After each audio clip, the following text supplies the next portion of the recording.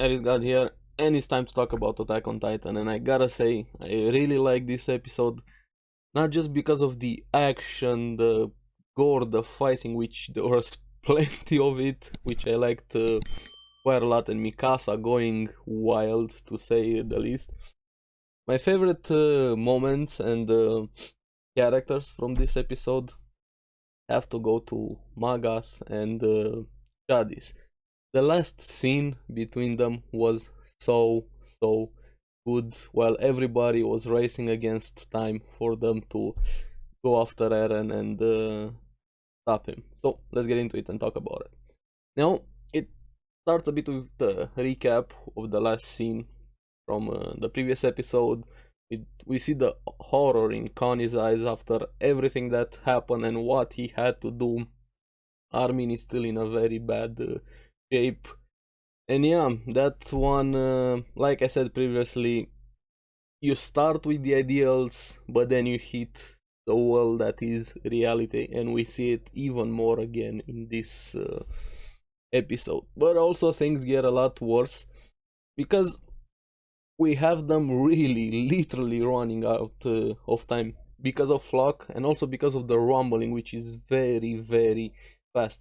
And the ship they wanted to use, it's gonna take a day or half of a day if they have everything ready to actually get it moving, to prepare it. We see the rumbling in like 4 days. It's just gonna destroy the entire continent. Is also way too late for Liberio and Marley, and that's something very important. But we have the old Asmabito lady. I'm sorry, I really can't place her name. Something H has an idea for them to head south in on the coast to Odia. So they might have a shortcut in a way, just to be able to prepare the ship, get everything ready, and go after Eren. But they also have to find him to see where he's heading. So many things they have to deal with, and also the big problem that hopefully it's finally away after this episode, being Flock in this case. They really have to get moving. They start announcing everybody, telling them the plan, everything that's going on, especially Reiner and Annie. Now Mikasa, Hange just go wild over there, especially Mikasa throughout the episode. She felt like the Terminator going after all of the Jägerists. Flock being Flock, just even he wanted instantly to go after the mechanics to prevent them to use the ship. Reiner and Annie, at the beginning they were in control, but they were quickly overwhelmed. Even Reiner had to take a face full of thunder spears to protect Annie. They were losing limbs, the armors, everything. So it wasn't really looking that good for either of them. Now Flock also wanted to Flock, my bad, Falco wanted to fight, to transform himself from the first time willingly, besides the first time he ate Galliard. But Peak warns him, hey, your first transformation is not gonna be that easy, and that's an understatement to say the least. But he decides to do it anyway and just runs away, feeling very guilty, thinking he wished that Galliard would have been the one that survived. So it's not to the same level, but a bit similar to what Armin experienced with Erwin when he got the Colossal Titan. He wished that Erwin would have been the one to survive and him dying. So I like the parallels between all of the characters going through so many different and yet similar things at the same time. But things were definitely getting worse because the Jägerists were getting some reinforcements. Those reinforcements didn't really last that long, because as soon as they came in, the train just exploded instantly. We didn't really know who exactly did it, but we're gonna talk about that a bit later on. Now, Falco was trying to transform, but he wasn't really good at it, so to say. Didn't know how exactly to do it. Besides trying to stab, his hand wasn't really working. Jean even tells him, hey, go back to the ship run. Annie and Reiner were bad condition to say the least. They really couldn't hold out for much longer. We even have Connie. Just the more I look back at the beginning of Attack on Titan, with how much Connie has been through, with what he lost, with what everybody lost, Connie being the one that's actually protecting Annie and Reiner, just puts a lot of things into perspective over there. Mikasa and Jean and Peak also join in on the fight again. Now, Falco actually manages to transform, but he goes wild. He wasn't really in control over there, and I gotta say, I like the design of his Titan. He felt like a prehistoric, enraged bird, in a way, just slamming at everything. Angry bird. Wait, Falco transformed into actual angry bird, the Attack on Titan version, but thanks to him, kind of gives them a chance to fight back, at least breaking the formations of the Jägerist.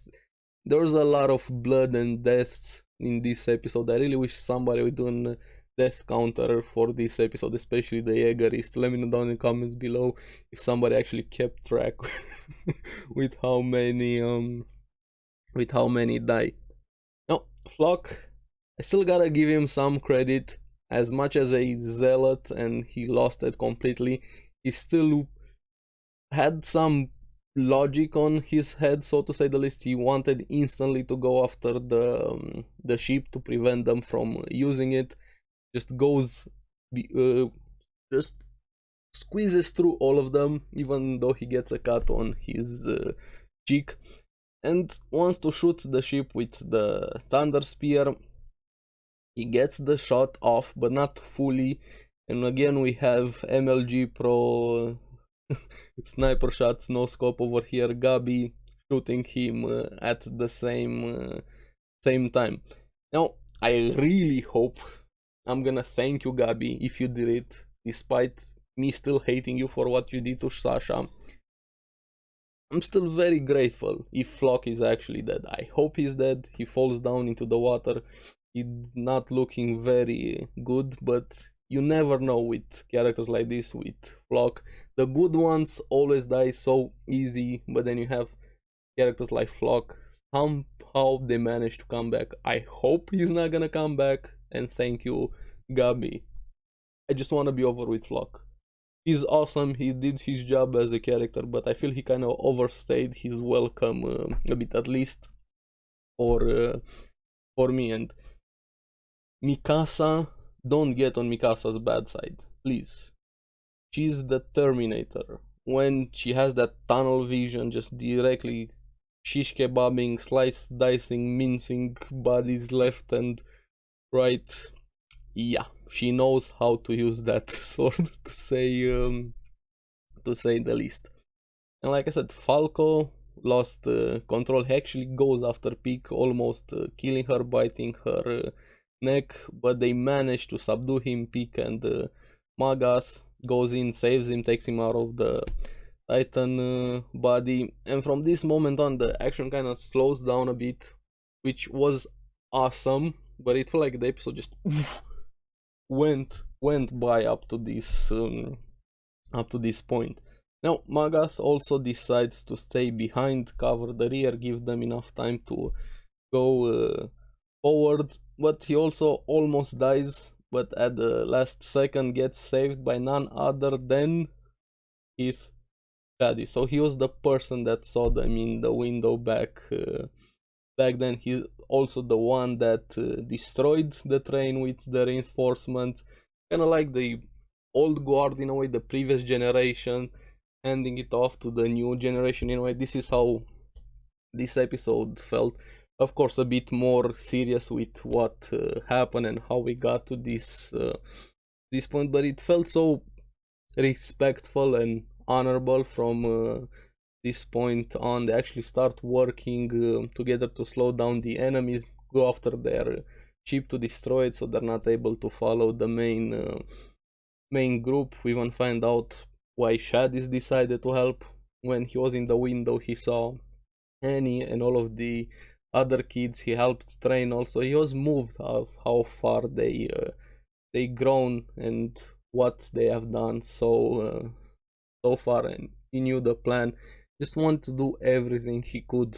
And yeah, now that I look back, when we remember Shadis as the drill sergeant, so to say, and we see him now, what he's doing. And Magath, he was the one responsible for a lot of things in the series. Even he saying it, feeling guilty about everything, and the role he played in both sides of the conflict, so to say, pushing those kids as he put it, ordering them to break the wall, and the effect that had on the other side, destroying so many lives, and realizing everything that has happened so far, and wishes things could have been different if those kids could have lived a normal life, both of them giving the respect to each other. It feels really good with two previous enemies, so to say, coming together in such an important way in this episode, even exchanging names, Theo Magath and Kid Shadis, the smile they both had on their face.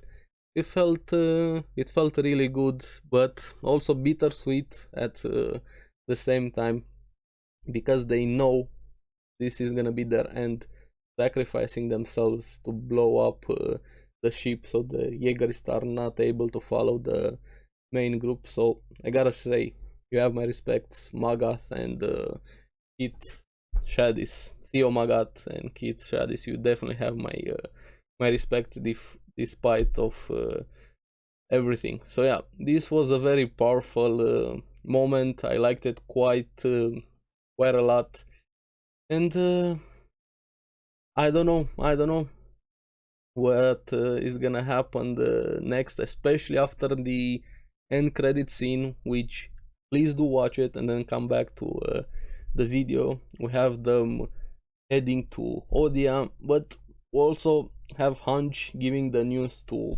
Annie and some of the others that didn't know that Liberio is lost, and Marley also, and Annie is the one that's hit the hardest. She literally has no reason to fight anymore. She wanted to save her father.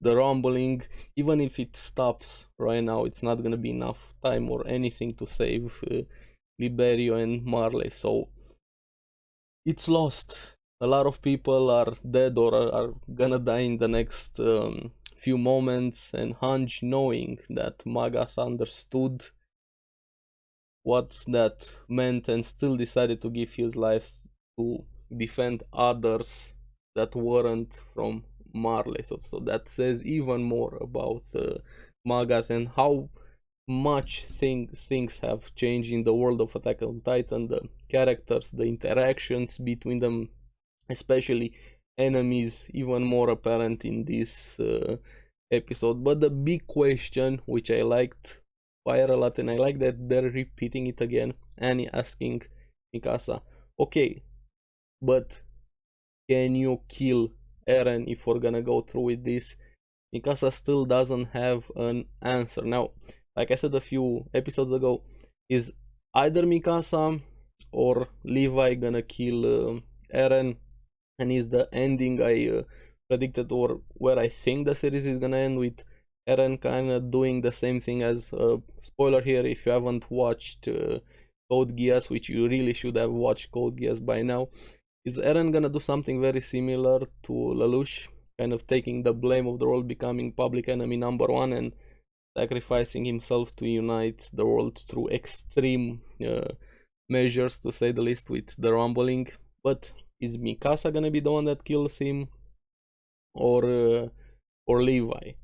I don't know if Levi is gonna be in any condition to fight, but also Mikasa is not in a mental condition to fight. Levi is not in a physical condition to fight against Eren, so we'll have to see which one of them is gonna be the one that kills him, because I don't think there's any way to save Eren, to return him. And how much time does he even have left to live with the curse of Ymir, with the Titan power? I think 1 year or something like that. Let me know in the comments below. I honestly forgot the timing, how much he has left to live.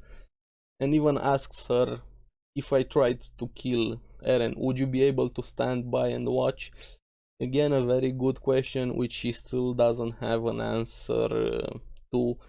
And even more now, looking back with how headstrong Annie was when in the first few seasons, just focusing on the mission, doing anything and everything possible to complete the mission, and looking at her now saying, I don't want us to kill each other again, I don't want to fight against either of you, and not even Eren.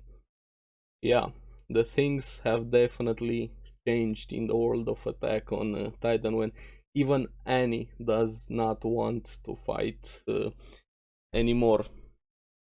Very good episode, probably one of the best one from the previous one. The previous ones also felt a bit more prep episode, so to say, preparing for things to come, and this was one of the things that actually came right now. Overall, an awesome episode, gave me a lot of things to think things through. I really can't wait for the series to finish, to see this ending that everybody has been talking about with the manga. I don't know the ending, I don't want to know it until the anime catches up, but also after I finish the series, after 1 year later, I really would like to do a rewatch, which I feel is gonna put a lot of things into perspective. Yeah, this episode makes me look back at the series quite a lot, and I'm curious what you guys thought about the episode. What was your favorite moment, and what do you think about Magath and Shadis and what they did in this episode? And don't get on Mikasa's bad side. And as always, thank you very much for watching. Remember to like and subscribe, helps me quite a lot, and you guys get the latest videos on the series that I follow. So keep enjoying Attack on Titan, and next week there's not gonna be an episode. I almost forgot. There's a special program, so next week there's gonna be a break, so no video on Attack on Titan also until it comes back. So thank you. See you on the next one. Bye bye.